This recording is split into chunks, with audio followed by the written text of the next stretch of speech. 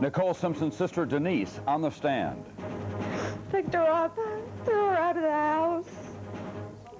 When the bad news may be good economic news. Unemployment is up, the economy is cooling, interest rates could level off. And an American close-up, he saved millions of young lives, yet you may never have heard of him. From NBC News, this is NBC Nightly News with Tom Brokaw. Good evening. The first full week of the OJ Simpson trial ended on yet another dramatic note. The oldest sister of Nicole Brown Simpson was on the stand just a short time, yet it was a powerfully emotional appearance. NBC's David Bloom again tonight in Los Angeles. Ms. Brown, we're not going to talk about anything that occurred between 1970. Today, Denise Brown took the witness stand, telling jurors that the very first time she met O.J. Simpson, after a Buffalo Bills football game in the late 1970s, he got into a shouting match with her sister, Nicole. OJ got real upset, and he started screaming at Nicole. Then Denise Brown detailed a litany of abuse. And she threw all these false charges on me. Did you go out with him? No. And you really think this stems from that? Correct. Next door, they remember it differently. They say the trouble began 2 days after they moved into their new home. The front door bell rang, and it was a blonde woman. I opened the door and I invited her in. She said that her name was Kathy Kraft, and she said that she didn't have to come in. What she had to say to me, she could tell me outside. And she told me that she had told Mr. and Mrs. Patrick that lived here before us not to sell to spics or niggers. That's got to be a real shock. Oh, it was like getting whacked in the head with a bat. Here's reality. Now, Kathy Kraft says that the reason you have a problem with her is that you had a thing for Kathy Kraft. In terms of me asking her out, it has never taken place. Absolutely not true. Positively not true. No. It was racial from day one, and it never let up. It was a constant harassment. In all of the United States, it may have been the worst case of neighbor against neighbor. There are stacks of police reports, dozens of court proceedings. The Ramoses filed a 32-page itemized complaint alleging intimidation, assault, criminal trespass, damage to property, and hate crimes. In their first television interview, Bo and Minerva Ramos talked about their life on North Keating Avenue. Anytime they had an opportunity to either attack my wife or myself, oh, they took advantage of it. They were like vultures. Do you recall all the names you were called? The gamut. Nigger, spick, pork chop, jungle bunny. What did they call you? Normally just spick whore all the time. And Bo Ramos says the harassment followed him to work. Item 6 on file. Even though Bo Ramos is a police officer assigned to the City Hall detail. Hey, you're a Chicago cop. I mean, weren't they afraid of that? Do I think that they had any fear for me? No. If anything, they used it to their advantage because they knew how to manipulate the system, how to get at me. The Crafts complained to the Chicago Police Department 12 times, accusing Officer Ramos of, among other things, threatening Kathleen Kraft with bodily harm, ruling unfounded. Harassing Kathy Kraft, ruling unfounded. Ordering his wife to hit Kathy Kraft, ruling not sustained. What they attempted to do, as alleged in the complaint, is file false complaints against him. Darren Watts works for a prominent Chicago law firm that took the Ramos case free of charge. They were trying to get at him through his employment, in addition to him, get at him through his home and his sanctuary, if you will. Ramos says there was at least one advantage to wearing a badge. Mr. Kraft tells me, if it wasn't because you're a Chicago police officer, we'd have no problem getting somebody to burn your home, basically, is what they said. Then there was the sign that appeared one winter day in the gangway between the two houses. She puts a sign down on their property. Do not throw snow on my property. And in parentheses, nigger. The Crafts admit making the sign, but say the Ramoses added the racial slur to strengthen their claims of harassment. Well, we had a sign made because he was throwing snow on our property. Now, all of a sudden, the word nigger appeared underneath it. Now, if you look at the photos, it was in 2 different inks, 2 distinctly different handwritings. It's hard to believe that this kind of venom could continue at such a pitch for years, but it did, and it was worse during the summers. Minerva Ramos remembers July 4th, 1992. North Keating Avenue was celebrating the holiday. Minerva and 62-year-old Marie Kraft supplied the fireworks. We're both walking in the gangway, and she comes and smacks me right in the head with a flashlight. And I reacted. I hit her back.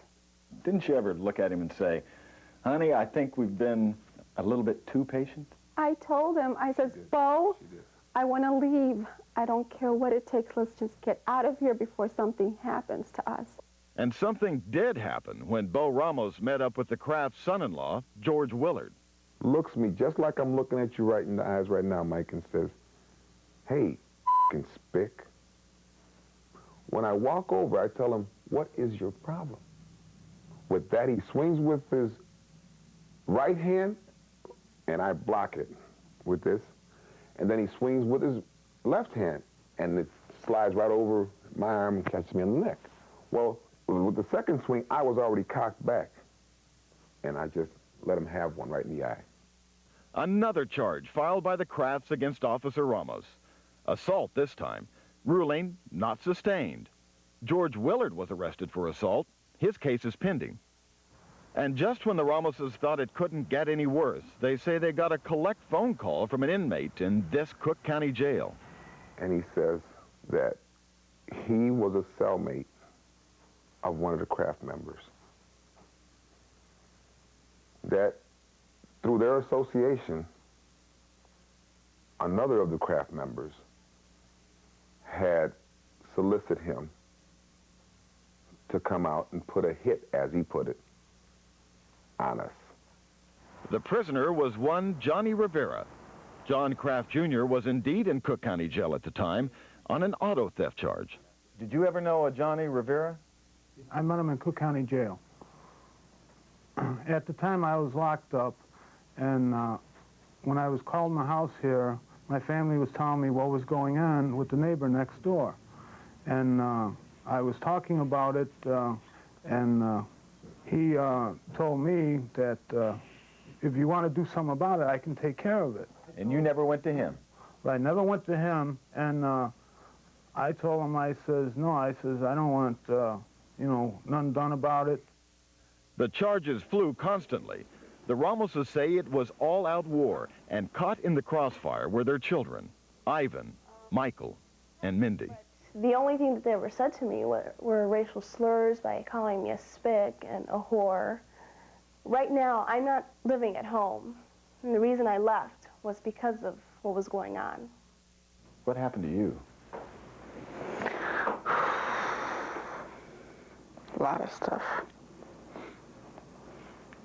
Couldn't go outside without being called a little nigger and spick.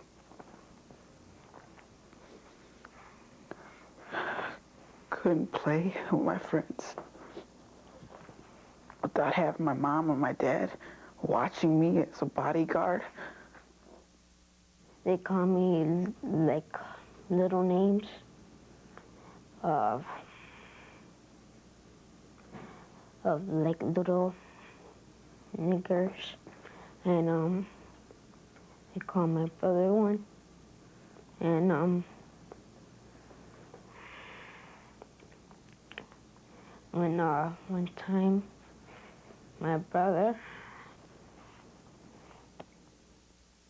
Did you make racial slurs? Did you yell at those kids? As God is my witness, no, I never did.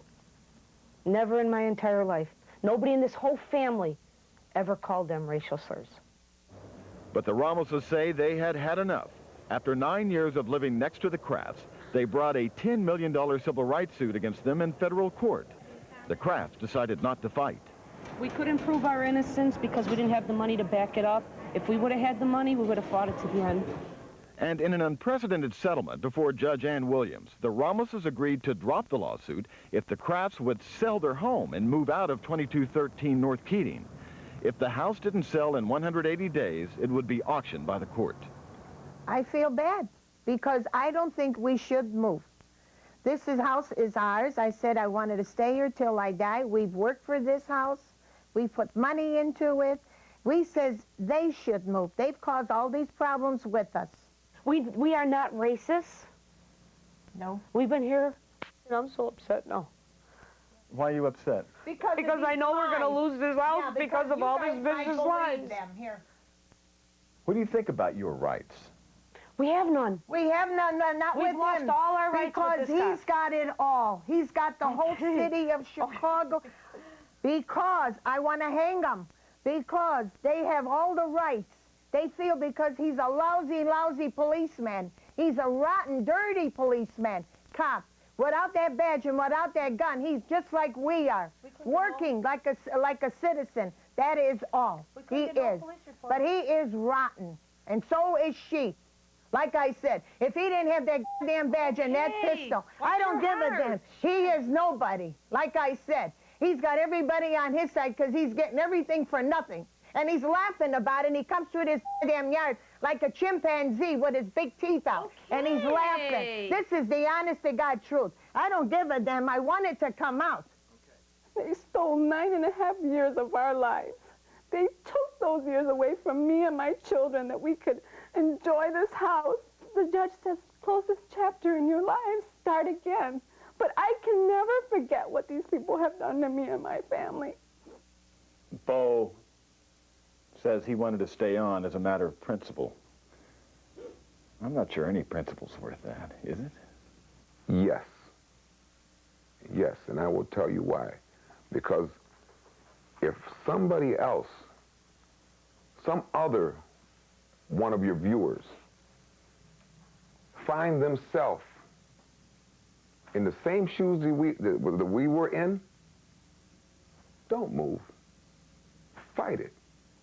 If you're right, if you haven't done nothing, then don't flee. Fight it. The Kraft home on North Keating Avenue still is on the market, even though they've already lowered the price. The Crafts have no idea where they'll be moving after it is sold or auctioned. Coming up. I am entitled to be a father of the child. Is the end in sight in the baby Richard custody battle? Who will get to raise the boy both call their own?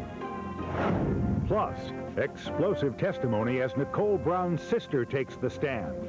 OJ grabbed Nicole's crotch and said, "This is where babies come from, and this belongs to me." Up-to-the-minute news from the OJ Simpson trial. Dateline, sponsored in part by Buick, makers of the concept car you can drive, the 1995 Riviera. There are cars known for their luxury. And there are cars known for their technology. Now there's a car with the perfect balance of both.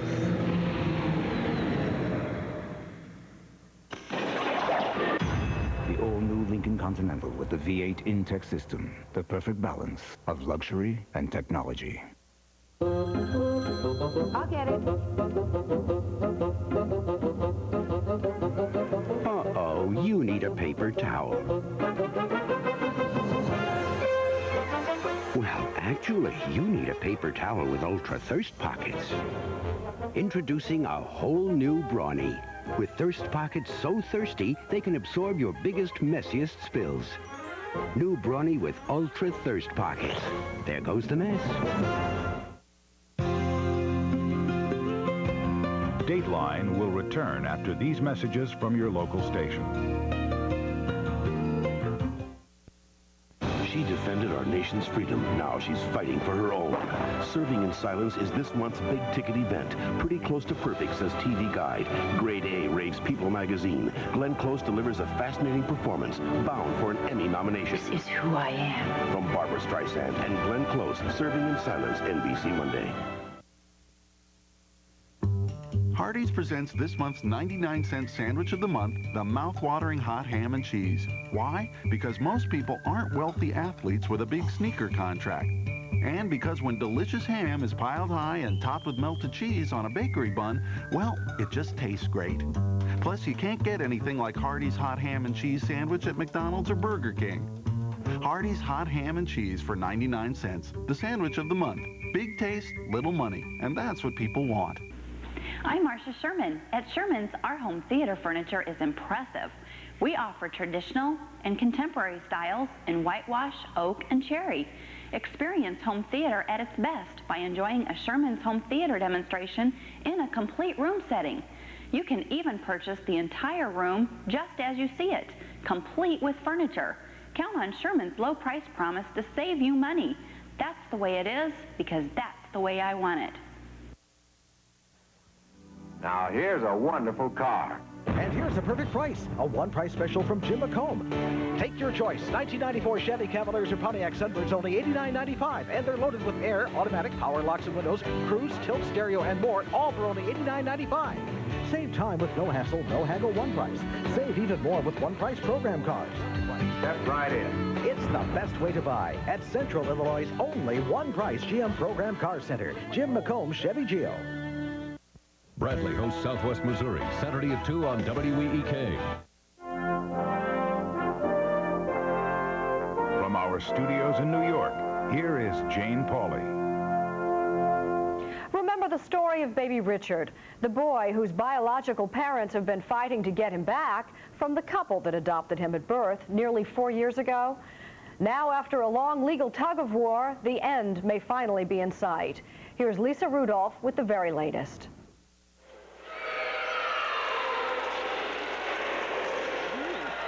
I think that picture of Jessica crying as she was taken away haunts a lot of people's nights, dreams, still. And I think people thought that, well, as awful as this is, at least it will never happen again. Bitter custody battle over baby Richard. Baby Richard's future lies. Baby Richard. It's another excruciating custody battle that's riveting people in Chicago and across the nation. Returning the boy to his biological parents.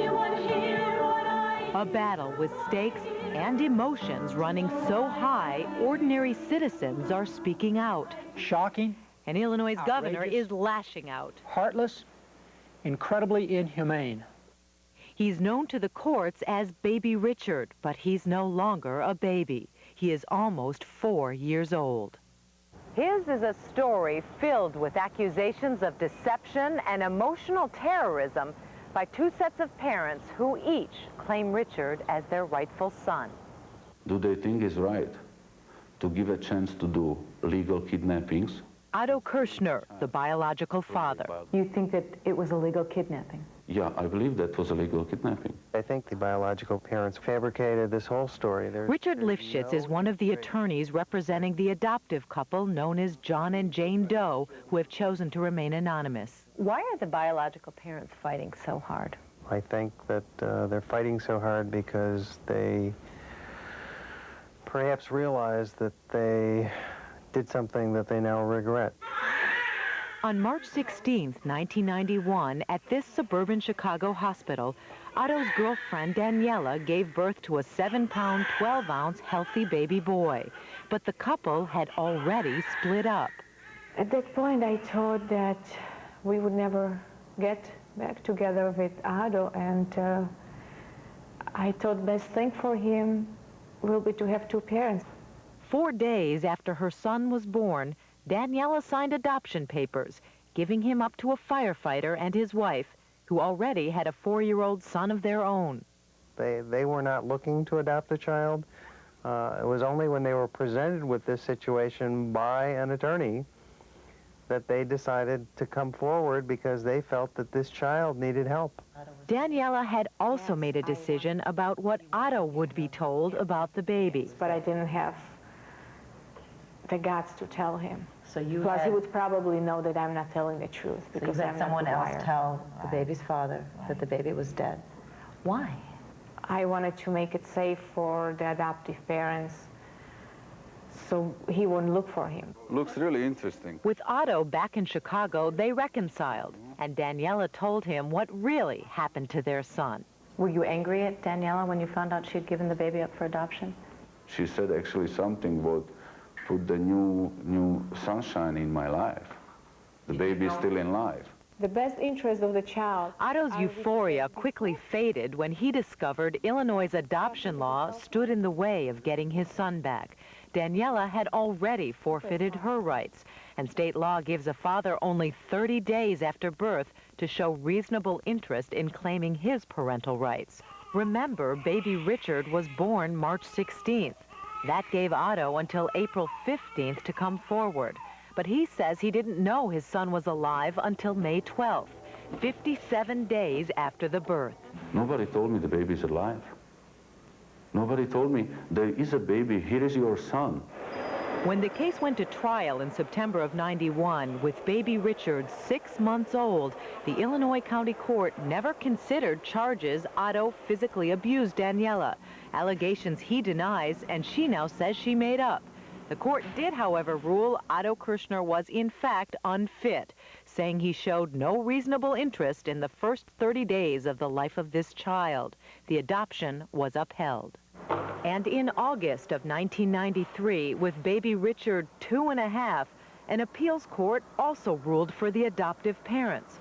In their first television interview, the Does finally spoke up. We're extremely happy that his life will go on, unaffected by everything that's been going on around him. He's totally unaware, and we're just glad that it's never going to have to be any different than that. Despite the courtroom losses, Otto, himself a product of a broken home, says he was determined to keep fighting for his son. I was raised without a father and mother, and I always promised myself this never could happen to my child.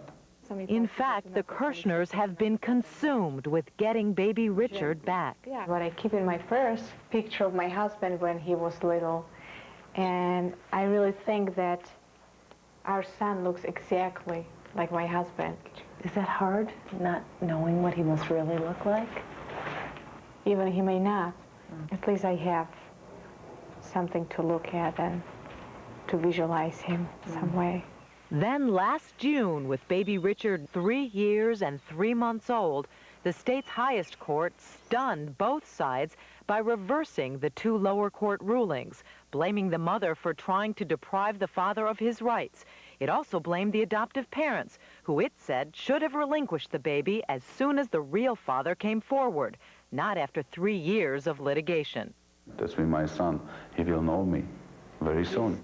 And it seemed that baby Richard was about to be turned over to the biological father he has never seen, taken from the only family he has ever known. It's devastating for a child to be taken from a home. That's all I can tell you, and I put enough psychiatrists to understand to know that they'll uniformly testify that it's something that will leave a lasting scar in the kid. Cook County Public Guardian Patrick Murphy, who represents baby Richard, was outraged by the judge's opinion. We're killing this kid 2 ways. We're not only taking his parents, we're taking his brother. And how do you justify that? Richard's the person we need to keep in mind. I would do whatever it takes to get my child back. To be yanked from everything that he knows to nothingness. In Chicago, the decision to turn Richard over to his biological father provoked one of the most passionate public outcries in recent memory. But a month later, the scales tipped again. We were with Otto and Daniela when they learned the Illinois Supreme Court ruling they thought would get their son back was now in yet another round of appeals. That's great. So where is the best interest of the baby? In the coming months, as Otto's outstanding legal bills climbed to more than $300,000, he lost his job at the restaurant, which closed, and he and Daniela were evicted from their apartment following a rent dispute. Who took him to see Santa Claus? Who sent him to preschool? With whose brother did he wrestle on the floor? Doesn't a child have a right to be with his natural parents? Isn't that also a child's right? But last week, in still another twist, the Illinois Supreme Court ruled the Does, now forced into the public spotlight in this courtroom, must immediately surrender custody of Richard. Once again, there was a public uproar. This time, a local TV commentator went so far as to broadcast the home phone number of the state's Chief Justice. And the governor once again blasted the court's decision. I know I am joined by millions of my fellow citizens in being disgusted and pained by this heartbreaking decision. This is not something that I am trying to hurt someone or get revenge. I am entitled to be a father of the child, but the transition has to be made that way the child will not get hurt. But those supporting the adoptive parents have been holding tearful vigils, praying Richard stays right where he is. And even though the U.S. Supreme Court refused to take the case, the Does are appealing to the High Court again. But all this legal wrangling has taken its toll. The two sides aren't talking, and privately, some close to the case speculate Otto, becoming increasingly frustrated, may change his mind and simply take his son. Meanwhile, the only person not traumatized in this case, at least for now, is the little boy known as Baby Richard. His family has shielded him from the battle raging around him. He has no idea how much pain can come from parents' love. He never lied. He never deceived anyone. Is it fair for him to pay for your mistakes? I think he'll pay for my mistakes if he can't be with his real family. And if you don't know about your parents, about your real parents, you have a hole in your life which no one can replace. Someday that child is going to find out how hard his biological parents fought to get him back. We can't turn the clock back on this little boy. He's lived with these people his whole life. To deny him his existence really is to say that he is a used car or a chattel, and he's not. While the end of the legal battle over Baby Richard may finally be in sight, Otto and Daniela are looking forward to a new beginning of another kind. Daniela is pregnant and due this August. Coming up, Nicole Brown's sister takes the stand. She ended up falling. She ended up on her elbows and on her butt. The latest since your evening news. Want freshness to stay, not fade away.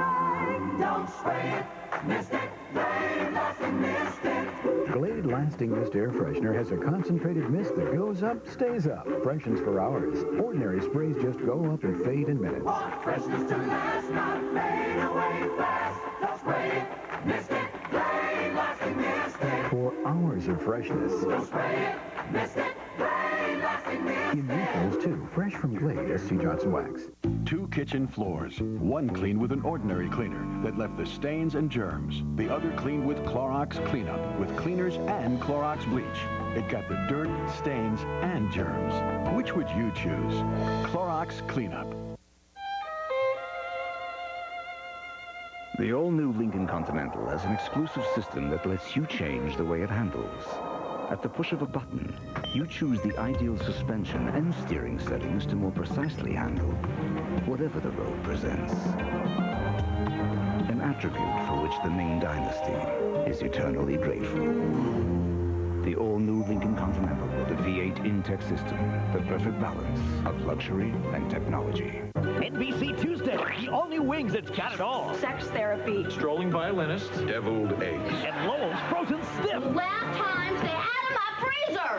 Then a red-hot Mad About You bonus. Ooh. And an all-new Frasier's being framed by an imposter. He who steals my purse steals trash, but he who steals my good name steals, well, oh, I forget the rest, but it makes me good and mad. And look who's stealing Laura Kitt's girlfriend, Joey Lawrence. What? Wow. Whoa, it's NBC Comedy Tuesday.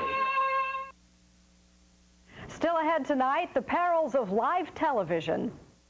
No matter how much planning, no one can predict what's going to go wrong.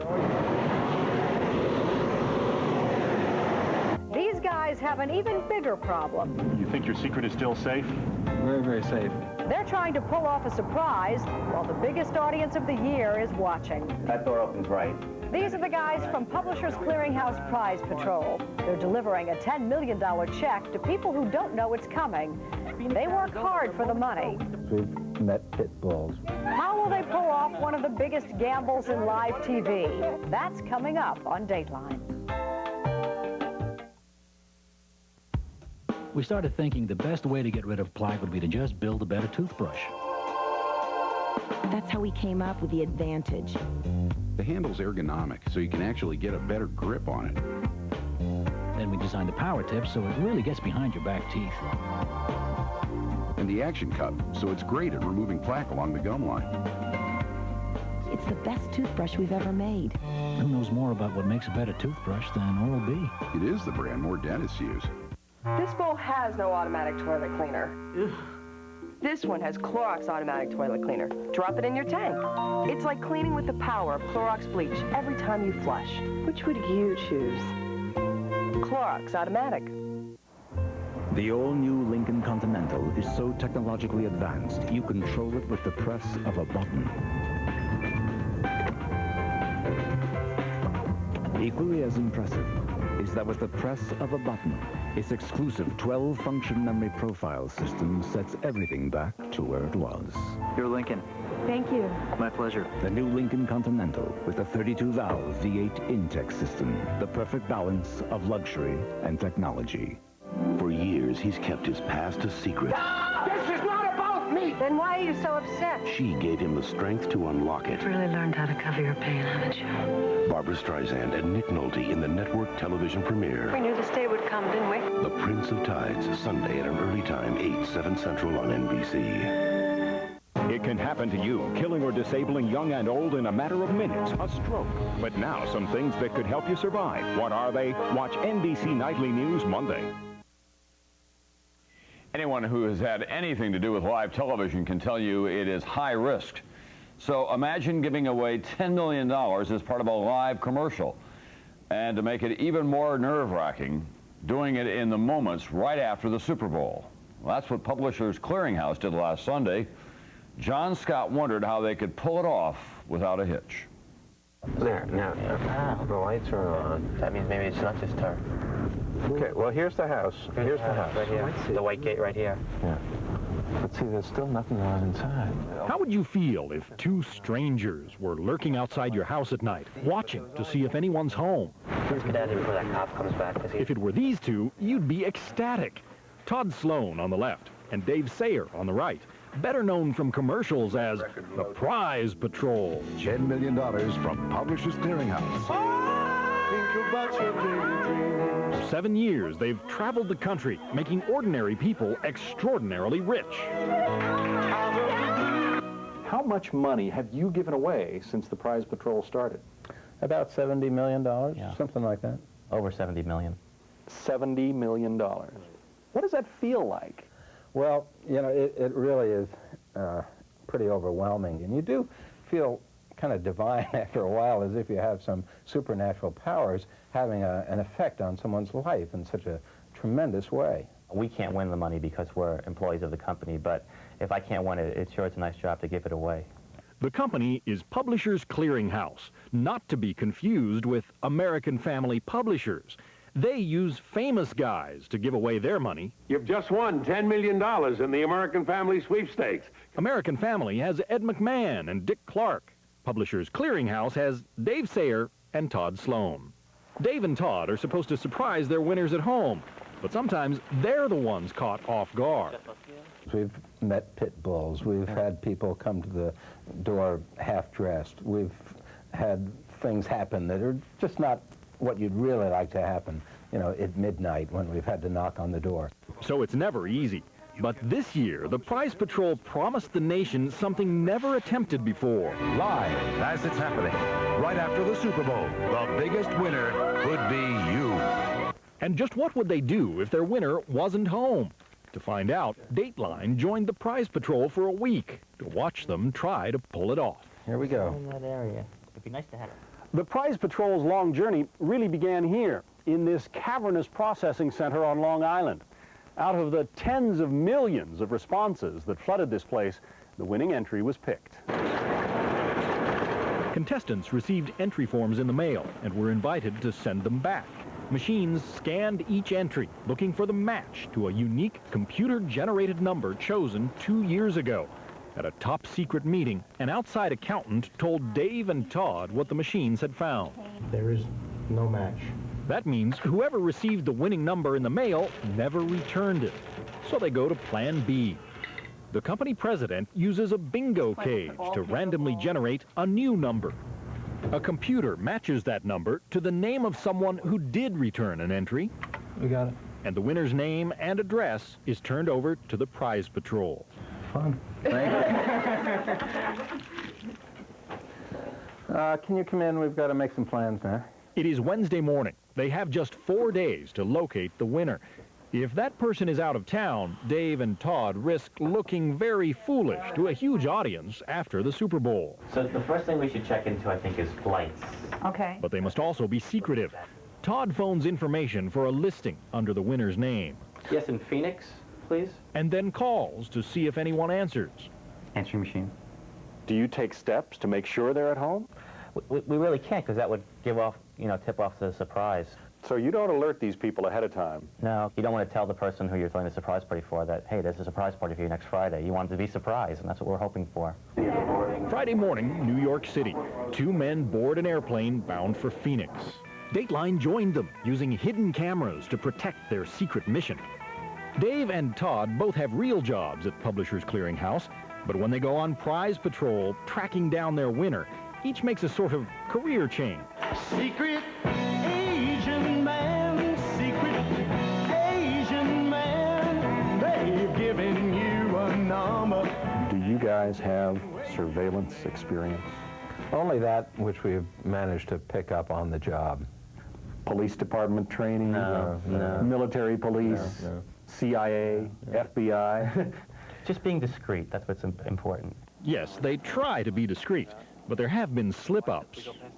We once sent out a junior member of our team a couple of years ago to scope out some lady, and he was standing in front of her house for a little bit too long, and all of a sudden the flashing lights came on behind him. The prize patrol, busted. We've been busted for speeding a couple of times, unfortunately. Saturday morning in Phoenix. In a gray rental van, the prize patrol scopes out the house, and Dave and Todd are uneasy. There was a car in the driveway once, so we are hopeful that that was a visitor, or perhaps the car belonged to the resident. We're not sure. It looks very quiet, which got me a little nervous, but we know someone's in there. Sunday morning, the big day. The prize patrol takes a calculated gamble. We got a little nervous that she wasn't going to be home, or maybe there was someone there, or wasn't actually even her. So we called her on the phone and did a little research study about... Good thing they did. They claimed they'd be doing an opinion poll on Super Bowl commercials and asked her to participate. She said she wouldn't be at home, she'd be at her son's house, and she gave us the phone number, and she gave us the address of her son's house, so now we know where she'll be. And she just volunteered this information? She did. We had I think the promise of paying her $50 for some research study at halftime made her come through with a little bit more information. The prize patrol is in position to strike. It's 1 o'clock, so it's about 4 hours away. But it won't be easy. Logistics are complicated. The timing critical. Before they even get out of the van, Peter and I will hop out, I guess, either that van or a different van. Sunday's final planning session is as calculated as a bank robbery. But these guys are giving away money, not taking it. By now, roughly 30 people know where the winner lives, and that puts Dave and Todd's secret identities and their $10 million surprise at risk. You're going to have to pull up right in front of our house. On the road? Yeah. Sunday afternoon, another check of the house. The gray van will pass this new location 10 times today, and if all goes well, its final stop will be something of a miracle. Miracles can happen for you. Dave likes the theme song. He wrote it. The house where dreams come true. They stop to pick up flowers and inflate prize patrol balloons, but no one at the flower shop seems to catch on. Their secret is safe. 5 p.m. Phoenix time. The Super Bowl is in its second quarter when a strange caravan suddenly pulls up to a staging area 4 blocks from the winner's house. With TV cameras, a satellite uplink truck, and a 60-foot tractor-trailer rig, they're attracting just a tiny bit of attention. One of the neighbors over there said, "What are you guys doing here?" And the guy from the crew said, "We're just making a commercial." She said, "Oh, I thought it was Publishers Clearinghouse." I got scared for a second. Make sure that we get sort of an order of vehicles, because it's going to be chaos. Oh, hi, is Marianne Brandt there? The pretend researcher makes one last phone check. We just want to make sure you were there, and we're going to be calling back in just a few minutes. They don those familiar blue blazers, slap the logo on their van, and a very edgy prize patrol is ready to roll. Okay, we've done it before, and we're doing it again. A little bit more pressure this time. Okay. 5:25 Phoenix time. The prize patrol pulls up to the home of Michael Kloss, hoping his mother, Marianne Brandt, the $10 million winner, really is inside. Is Marianne here? Yes. Marianne? Marianne, you've just won $10 million from Publishers Clearinghouse. All of America's watching. What have you got to say? $10 million. 40 seconds. The winning moment is beamed to the nation as soon as the game ends. The Prize Patrol is live in Phoenix, Arizona, where The Prize Patrol pulled it off. This was the easiest one we ever did. A little nerve-wracking, but I don't think it could have gone any better. We'll try and do it better every time. Go to one more town on the map, find one more lucky person. And someday it may be you, John Scott. Miracles can happen. Can happen for you. The one question everyone always asks about the Clearinghouse sweepstakes is, did the winner actually order any magazines? Well, this year's winner did not, although now she certainly can afford to. Still ahead. We were all sitting there screaming and crying, and then he grabbed me and threw me out of the house.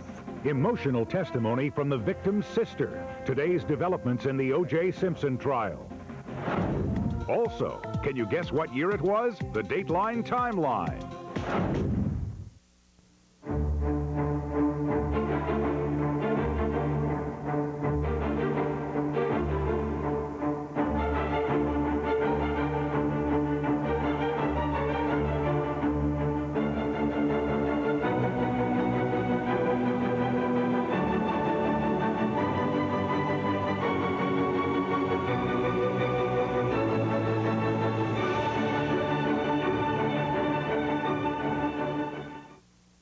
Nutri-Grain waffles have been deliciously improved, and you're about to try them on an imaginary taste test. Relax, forget they're nutritious, because now Eggo Nutri-Grain has a thick, rich batter made with whole wheat. Close your eyes. Wait, don't close your eyes, but imagine the toasty aroma. Take one crisp, imaginary bite.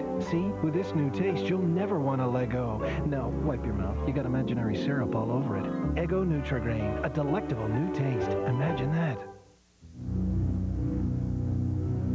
In the $22,000 to $29,000 price class, many cars rank above average in initial quality.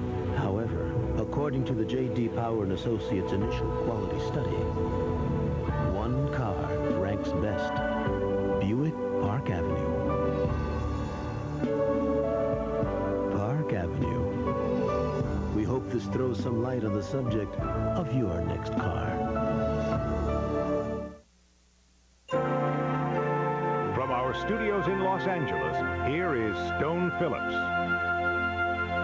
Now a special Dateline feedback. A letter to Billy Best, the teenager with cancer who opted not to continue chemotherapy. Billy Best from the The letter came from Angelina Samaraki. I'm 7.5 years old. When I got cancer, I was 4.5 years old. I have high-risk lymphoblastic leukemia. I am upset because Billy Best had a 90% chance of being cured. His parents let him off chemotherapy. I think that they should make him go back on. When I saw that TV show, I wanted to jump into the TV and tell Billy not to be so scared. I know that the side effects are not the best for like flour, because I had a lot of bad ones, but I think that even though to get to this point I had to be brave, it was worth it. I think that Billy should take his medicine and get cured so he can go on with his life. Thank you, Angelina Samaraki. Now the Dateline timeline. All the following events happened during the first week of February. Do you know what year it was? Fidel Castro cut off the water supply to the U.S. naval base at Guantanamo Bay, Cuba. Sergeant Shriver was named director of the War on Poverty. And now, here he is, Ed Sullivan. The Ed Sullivan Show headed the Nielsen's. Let's hear it for him, would you? Game is over, Mrs. Lampett. Charade was the top movie. And the hit single was I Want to Hold Your Hand by the Beatles. I wanna hold your hand. All right, what year was it? 1963, 1964, or 1965? The answer when Dateline continues. Inside. Next, as three of his own fight for their lives, one cop becomes the accused. You want me to investigate Giardella? The only way to clear his name is to find the man who pulled the trigger. Bang, bang, bang! Is that what you did? You're Homicide, NBC next. Welcome to the all-new Ethan Allen. Not just a facelift. Our inspired attitude shows throughout the store. We've expanded our selection to fit today's lifestyles. Our rooms are filled with unique looks from traditional to contemporary and all points in between. We offer affordable ways to express your own style beautifully. We're a different Ethan Allen. Come and see what's new.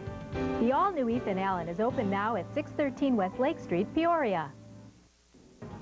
Good evening. Today, attorneys for both Baby Richard's biological and adoptive parents have set up a mediation process to introduce Attica Kirchner to his son. And coming up next on Dateline NBC, Lisa Rudolph has more on the developments in this case. And tonight on News 25 Nightside, we'll hear from Attica Kirchner, Baby Richard's biological father, and see how he's handling the return of his son to his custody, plus all the publicity surrounding this case. That story and more tonight on News 25 Nightside at 10.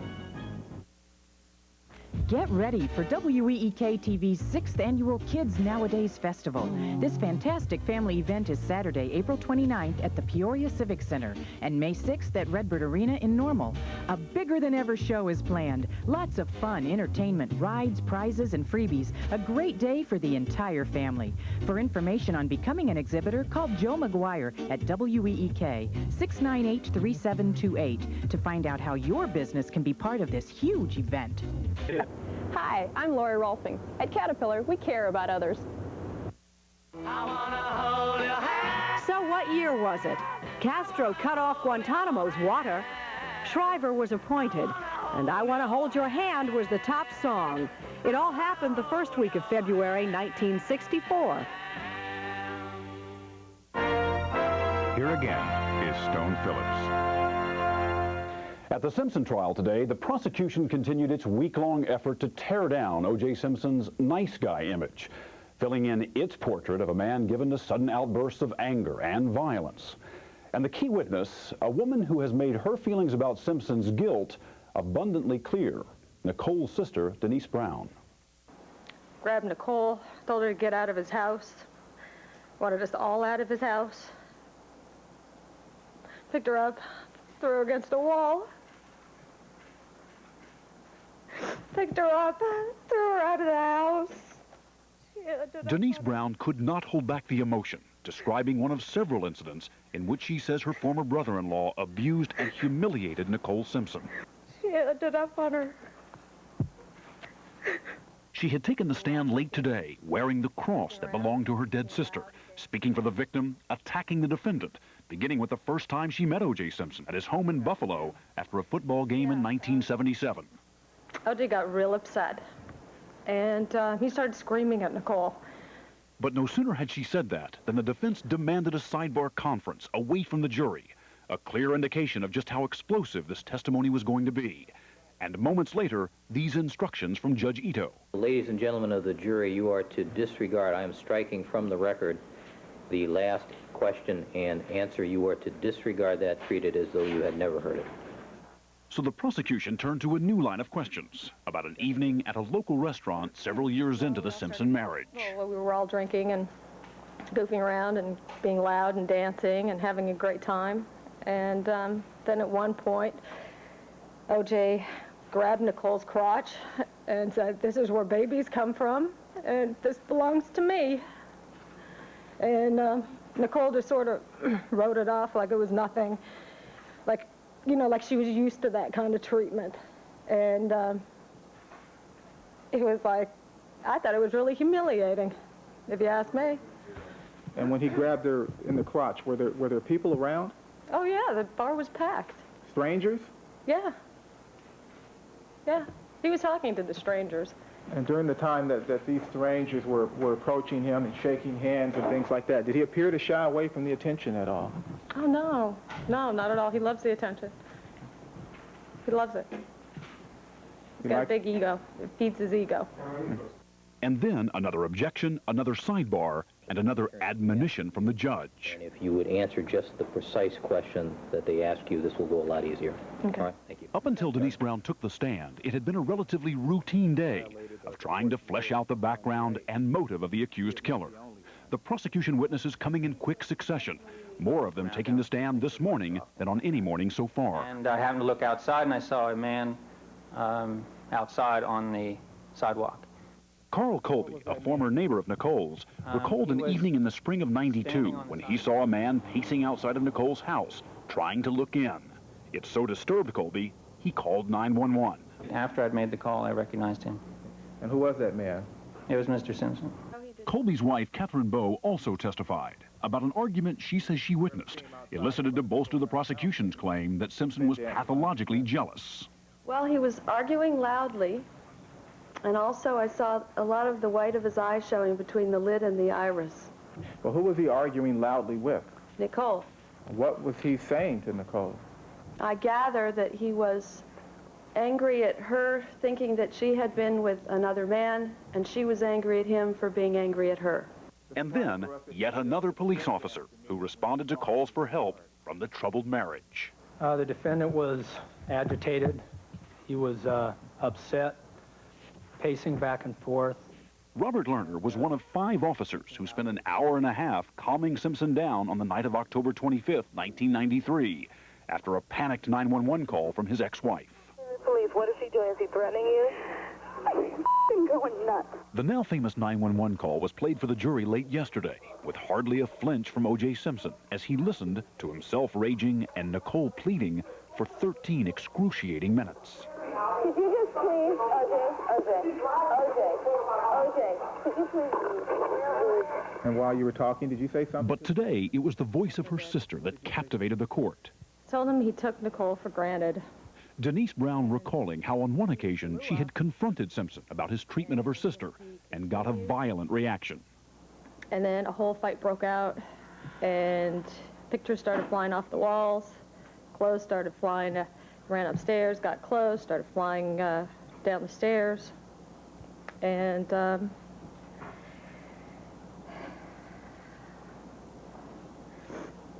grabbed Nicole, told her to get out of his house. She ended up falling. She ended up on her elbows and on her butt. Then he threw Ed McCabe out. We were all sitting there screaming and crying. And then he grabbed me and threw me out of the house.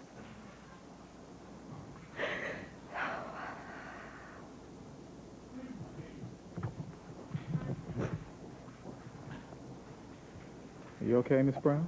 Yeah, it's just so hard. Concerned that the witness was too distraught to continue, Judge Ito recessed for the week.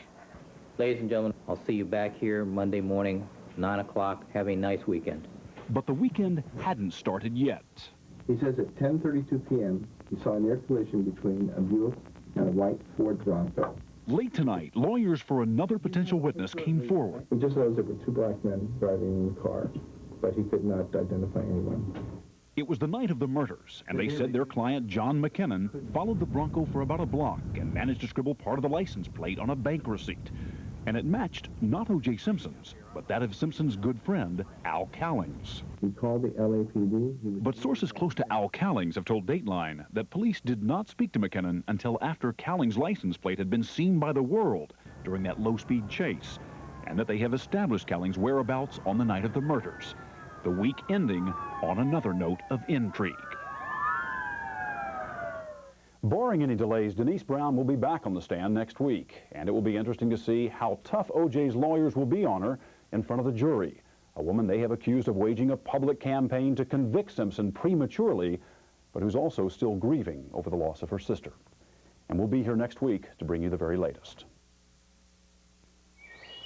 This is the story of the tortoise and the hare. One races with reckless abandon and one with great care.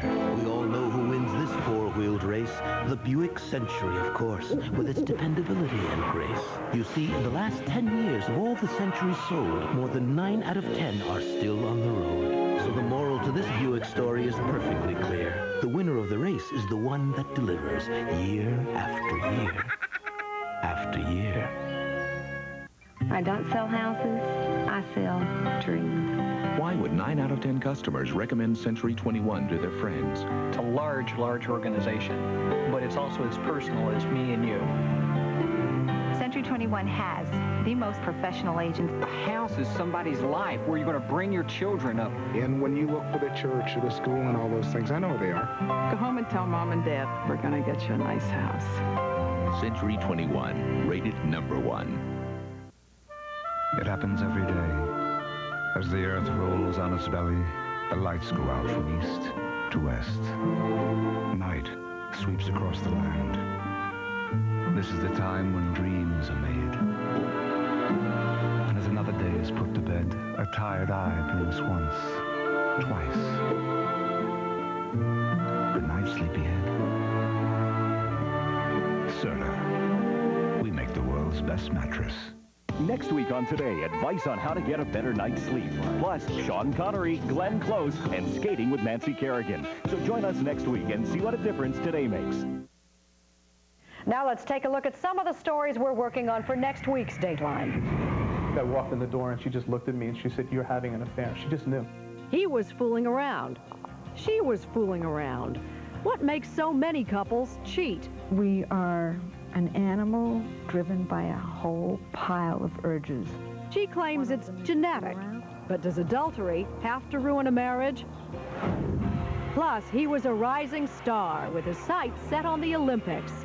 Now he's serving time for murder. That I know that I didn't kill Maria, and I know that till the end of time. Now we've discovered the evidence may not add up, and a new witness has come forward to say they've got the wrong